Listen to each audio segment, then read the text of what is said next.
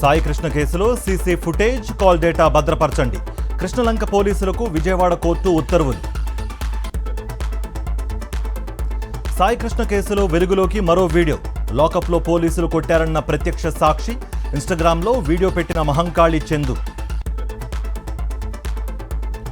కూటమి దుర్మార్గ పాలనకు మిగిలింది 3 ఏళ్లే.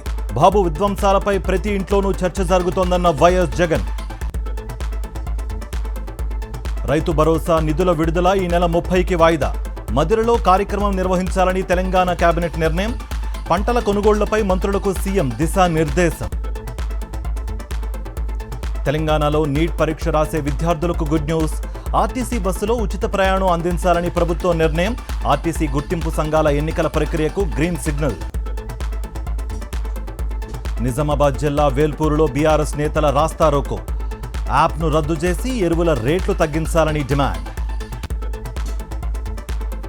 జీడీ నెల్లూరులోని జైన్ ఫ్యాక్టరీ ఎదుట భూమన కరుణాకర్ రెడ్డి ఆధ్వర్యంలో ధర్నా. తోతాపురి మామిడి పంటకు గిట్టుబాటు ధర కల్పించాలని డిమాండ్. మాజీ మంత్రి గుడివాడ అమర్నాథ్పై టీడీపీ నేతల వ్యాఖ్యలు దుర్మార్గం. హద్దు మీరి మాట్లాడుతున్నారన్న వైఎస్ఆర్సీపీ నేతలు. సూర్యాపేట జిల్లా మేళ్ల చెరువు ప్రభుత్వ భూమిలో కెమికల్స్ లారీలు. హైదరాబాద్ నుంచి రాత్రి సమయంలో తరలింపు. తీవ్రమైన దుర్వాసన రావడంతో స్థానికులకు ఇబ్బందులు. వైఎస్ఆర్ జిల్లా రాజంపేట నియోజకవర్గంలో హ్యూమన్ ట్రాఫికింగ్. 7 నిందితుల అరెస్ట్. 11 మంది బాధితులకు విముక్తి. మంచిర్యాల జిల్లా చెన్నూరు ప్రభుత్వ ఆసుపత్రిలో కోతుల బెడద. అరికట్టాలని వేడుకుంటున్న రోగులు, స్థానికులు. ఫిన్లాండ్లో హైదరాబాద్ యువకుడు అదృశ్యం. ఉన్నత చదువుల కోసం వెళ్లిన మణిదీప్ మే 5వ తేదీ నుంచి మిస్సింగ్. ఆందోళనలో కుటుంబ సభ్యులు.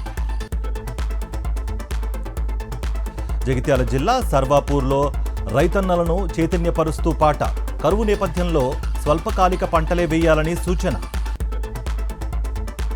తిరుమల శ్రీవారిని దర్శించుకున్న మా ఇంటి బంగారం movie team. Samantha, Sreemukhi, director Nandini Reddy ప్రత్యేక పూజలు. 4వ రోజు లాభాల్లో ముగిసిన దేశీయ స్టాక్ మార్కెట్స్. సెన్సెక్స్ 254, నిఫ్టీ 82 పాయింట్లు ప్రాఫిట్.